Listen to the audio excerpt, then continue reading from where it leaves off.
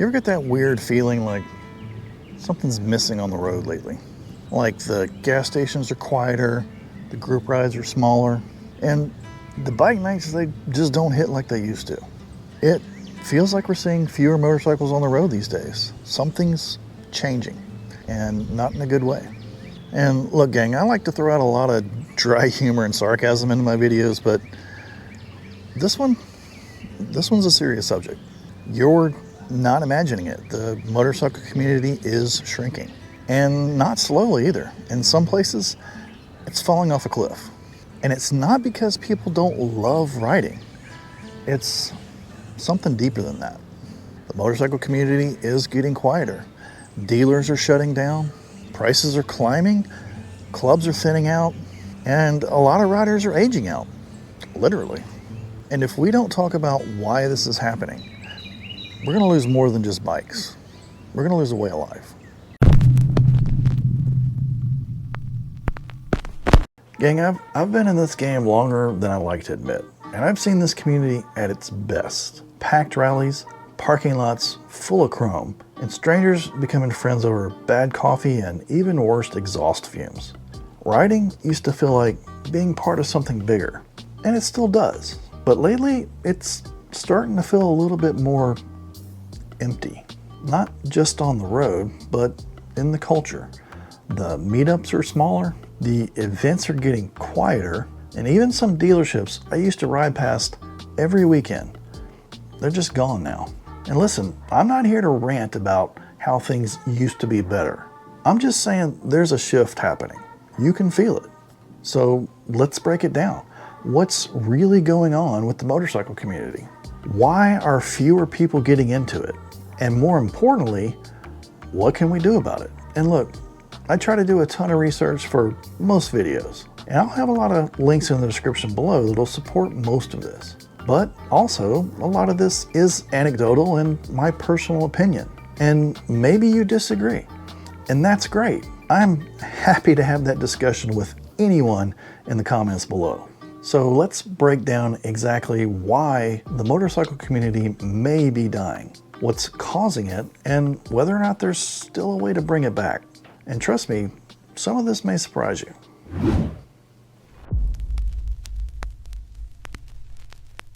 Let's start with one of the biggest factors, age. The average motorcyclist in the US today is over 50. That's not a guess. That's straight from the Motorcycle Industry Council. And every year, that number creeps up. Back in the 70s and 80s, bikes were everywhere. Younger riders were lining up for cruisers, sport bikes, cafe racers, you name it. It wasn't just a hobby, it was a rite of passage. But now, not so much. Ask most 20-somethings today and you'll hear things like, it's too expensive, it's too dangerous, or even things like, yeah, it's cool, but it's just not my thing. And you know what? I get it. We grew up wrenching on bikes, saving up for parts, and getting that first 250cc just to feel free. A lot of younger folks today grew up with smartphones and Uber and YouTube reviews for everything. They're not wrong. It's a different world now. And that means fewer riders coming in, while older riders are aging out or hanging up their helmets. And if you don't have that next generation ready to ride, you've got a ticking clock on the whole scene. Even just look around at bike shows or dealer events. It's mostly graybeards and OGs. And there's nothing wrong with that. I'm one of them, the gray-haired part at least. And it makes you wonder, who's coming in after us? All right, let's talk money, because riding ain't cheap anymore. The days of picking up a used bike for a couple of grand, yeah, those are getting rare. Go into a dealership today and even an entry-level ride can run you 8, 10, even 12 grand before you've even added gear, taxes, fees, and financing. That's a pretty steep hill for someone in their 20s just getting started. And don't forget the hidden costs. Insurance, if you're under 25, is brutal. Safety gear can easily run you another $1,000. And maintenance? Well, let's just say you better know how to turn a wrench or know someone who does. Now, compare that to a car. For the same price or less, you can get something with 4 wheels, a roof, and a heater. So unless you're already hooked on the idea of riding, it's hard to justify the cost. When I first started out, I snagged a Honda Trail 110 from our local Honda dealership for just 500 bucks. These days, that kind of deal feels like finding a unicorn. Even the Trail 125, which Honda has brought back in recent years, will run you about 4,000 bucks, and that's before fees. So when people ask why aren't more people getting into riding, that's a big reason. It's not just about passion, it's also about economics. Now, even if someone can't afford a bike, here's the other kicker. They might just not want one, and that's another huge shift. See, for a lot of us, riding was freedom. It was rebellion. It was getting out of the house and going somewhere just for the hell of it. But today, a lot of younger people are getting that same thrill from different places. They're getting into gaming, tech, travel, content creation, you name it. Adventure isn't dead, it's just digital now. And a motorcycle? That just doesn't always fit into their version of cool. Quick side story, my kids were hooked on Xbox at a young age. And I recall going up into their game room and saying, why don't you guys go play with your friends? And their response was, we are. I mean, gone are the days of leaving the house and staying gone until the streetlights come on. As they say, us Gen Xers, we're just built different. So to get my kids out of the house, I told them we can do golf, we can do paintball, or we could do airsoft. And my youngest son, God bless him, responded with, why can't we do all three? Ain't nobody got time for that. So we spent the next several years making airsoft content. But I digress. Today, even on social media, biking isn't front and center anymore. The stuff that gets attention is fast cuts, slick filters, and trending audio, not long, slow rides through the back roads like we enjoy. Millennials and Gen Zers are just entering the market at much lower rates than boomers and Gen Xers did, due to a lot of factors like student debt, urban living, and different lifestyle priorities. So unless someone grows up around bikes, they might never even consider riding as a lifestyle. And here's the scary part. We live in unprecedented times where we have infinite amounts of knowledge right in the palms of our hands. We have worldwide instant connectivity, and nowadays, completely accessible artificial intelligence right at our fingertips. But here's the thing. We are the last generation on the planet who remembers what it was like before it. And look, I'm not knocking it. I get it. Times change. But it does mean the motorcycle community has to work a lot harder to stay relevant, especially if we want to bring in fresh blood. Because if bikes aren't part of the culture anymore, we become a niche, a memory, and that's not a place any of us want to end up. All right, let's say somebody does want to ride, and they've got the cash. Great, right? Not so fast. There's still a whole mess of red tape between them and that first ride. Getting your motorcycle license isn't exactly a walk in the park. In a lot of states, it's a separate written test, separate writing test, and if you fail, guess what? You're paying to take it again. Then there's the gear. Not just a helmet, you've got jackets, gloves, boots, and armor. And yeah, I highly recommend wearing all of it. But let's be honest, it's a lot to ask for someone who's never even sat on a bike before. And speaking of the safety aspect, it scares people off. The first thing most non-riders say when they hear you ride a motorcycle is, aren't those things dangerous? And look, they're not wrong. Riding has real risks, but fear has become the headline. Parents discourage it, friends question it, and the media, yeah, they love to lead with the worst case scenario. And then throw in rising insurance premiums, emissions regulations, and in some places even restrictions on aftermarket exhaust and mods. That freedom on two wheels we all chase, it's getting a little bit more complicated to achieve. So yeah, even if someone is interested, the process is expensive, confusing, and intimidating. And that's pushing potential riders away before they even twist the throttle. Now, here's something a lot of folks outside the biker world don't see. The infrastructure is crumbling too. I'm talking about dealerships, parts suppliers, and even little mom and pop garages that used to be the backbone of the motorcycle community. Over the past few years, motorcycle dealerships, especially Harley-Davidson, have been shutting down at a steady pace. And yeah, part of it is because fewer motorcycles are being sold, but there's a lot more to that story. Harley in particular has had a pretty rough ride between plummeting US sales and an aging customer base, and some seriously bad press over outsourcing recently. They've taken heat from both sides. Riders who feel abandoned and politicians who have turned the brand into a punching bag.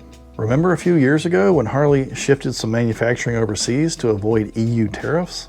That set off a firestorm. Suddenly they were caught between trying to stay alive globally and trying to keep their all-American image alive. And that PR hit didn't help when they were already struggling to attract younger riders. And with all of that going on, Harley's been pulling back, closing smaller underperforming dealerships and trimming back on their lineup, going all in on fewer, more premium models. That means fewer bikes in the showroom, fewer test rides, and fewer chances for a new rider to walk in and fall in love. Harley closed over 100 dealerships between 2017 and 2022 as part of cost-cutting and restructuring under their rewire and hardwire strategies. But it's not just Harley. Honda, Yamaha, and even some Indian dealerships are packing it in. Why? Well, partly because sales are down. US motorcycle sales have been on a steady decline since a peak of 1.1 million sales in 2006, all the way down to just 440,000 in recent years. Fewer new riders means fewer bike sales. But it's not just that, it's rising overhead, changing consumer habits, and a market that's just evolving. When was the last time you hung out at a dealership like it was a community center? That used to be the spot. You'd go and grab a coffee, talk to the service guys, maybe leave with a new t-shirt and a dream. And yeah, within the Harley community, that does still happen to some extent. But these days, most folks go online for just about everything. Gear, parts, even the bikes. And when those physical locations disappear, we don't just lose a place to buy bikes, we lose a community hub. That's where we used to hang out, swap stories, and meet up for rides. When the dealership goes away, that connection goes with it. It's kind of like a small town losing its diner. You can still eat someplace else, but something about the soul of the place just goes missing. Now, this next part might sting a little bit, but it needs to be said. Sometimes we're the problem. I've seen it firsthand. New riders show up to bike nights or post their first ride online, and instead of being welcomed, they get hit with, "That's not a real bike," or "Come back when you've got a Harley," or "You're not a real biker unless you do X, Y, or Z. Gatekeeping like that, it kills the vibe fast. And I get it. There's pride in tradition. There's pride in having built something with your own hands, or riding in bad weather, or knowing the history. But if we make every new rider feel like they haven't earned their stripes, then we make this whole thing feel like a private club with a secret handshake. And that's something biking is not supposed to be. It's supposed to be the VIP club that you get in by being on two wheels. No sign-up fees, no contracts, and no rituals. Imagine someone just dropped $5,000 on their first bike. They're nervous, excited, and they show up ready to learn. And instead, they're told they bought the wrong brand, or wear the wrong gear, or don't ride the right way. That's not community. That's ego. And you know what? I took some flack on a video I posted recently about biker etiquette. I mean, never mind, a lot of it was tongue-in-cheek humor, but still, somebody accused me of gatekeeping. And you know what? Maybe there's some introspection to be had there. If we want the motorcycle community to grow again, we gotta stop acting like we own it. Encourage new riders. Ask them about their bikes. Offer tips without talking down to them. Because every one of us was new once. Wobbly clutch hand and all. If the motorcycle community keeps shrinking, we're not just losing bikes, we're losing something much deeper. We're talking about a culture that values freedom, grit, and brotherhood. The kind of friendships where a guy you met 10 minutes ago will pull over in the rain just to make sure you're good. The kind of stories you don't get from a car or a plane ride. talking about those shared miles. That head nod at a red light that says, yeah, I see you. Riding isn't just transportation. It's therapy, identity, a little bit of rebellion, and especially connection. And it's not something you can replicate with an app or a Netflix series. If we let this culture fade, if we don't pass it on, we're not just watching an era end. We're letting go of something that makes all of us feel alive. But here's the good news. This isn't a funeral speech. Yeah, the motorcycle community is hurting, but it's not dead. Not if we do something about it.